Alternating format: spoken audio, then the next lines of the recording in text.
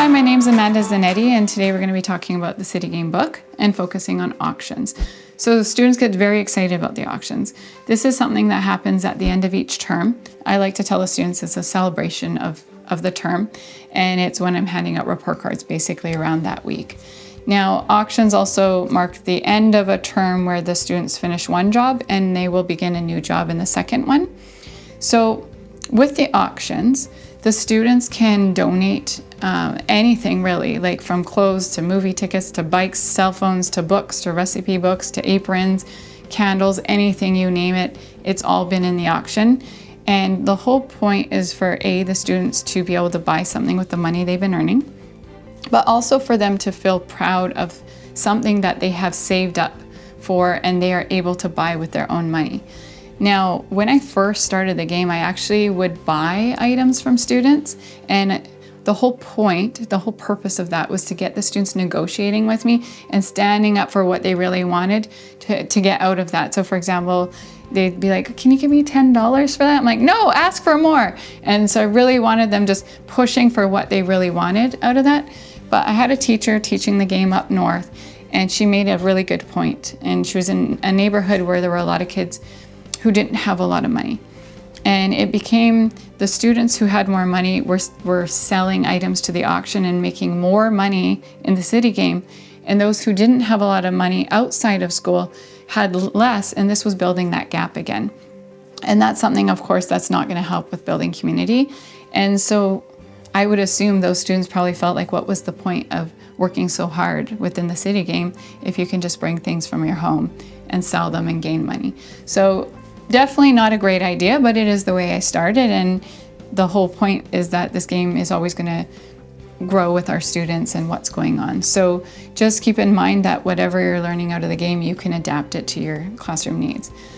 Within the auction, the students do need to have a permission slip from their parents stating that they are allowed to donate that item. So please make sure the parent has signed it. A lot of times I tell the kids, feel free to write the note out yourself of everything you're bringing, but just get that signature on there. One of the things the parents really love about the auction is that the kids will go home and they're cleaning their bedrooms and they're getting their parents to tidy up and find things for the auction. So it's kind of like spring cleaning every term. But parents enjoy that, and it really does encourage students to reuse items, and that it's okay, because we do tend to sometimes have students, I have anyways, where they're like, well, no, that's been used, I don't want to use it, or I don't want to have it. But you know what? I've had so many kids where they don't have a backpack or they don't have something like a jacket, and you know what I've done is I've found those items and placed them into the auction. And when it comes time to the auction, I'll go, Bob, didn't you need a jacket? Like, I thought you needed a winter jacket. Or Susie, didn't you need winter gloves? And they're like, oh yeah. And to see them be able to purchase something on their own and that look in their eyes, like, I earned this and I bought my own jacket, is a very powerful thing. It's very empowering for the students.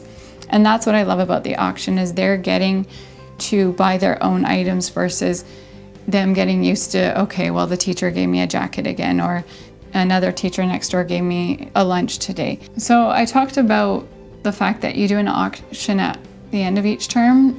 What I like to do in term one is throw a mini auction a few weeks before their first one, just so they can get the hang of the routine of it. We have auctioneers and they write their name on the board and they all take turns, but just going through, you know, if you're gonna bid, raise your hand, etc.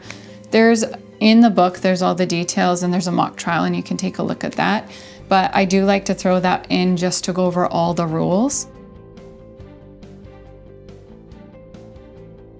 And then I'll give them their first one in December. Now, I also like to have wrapping paper at school, and I keep it there all year for the students if they want to buy a gift for a family member, and they can wrap their gifts at the end. So they love that. It's really quite sweet seeing them buy things for like their little sister or even a friend in the class. So that's the auction. Now, when we do have our auction, you do want all of your students to pull out their bank books, because they do need to write down their purchases. And then you will have the head bank clerk with the master list of all of their bank totals. or bank account totals, and they're keeping an eye on students who may struggle a little bit with the math and just keeping them accountable of, oh, no, you don't have enough money, make sure you're not bidding too much. So that's our video on auctions. I hope you have fun with it, and thank you for watching.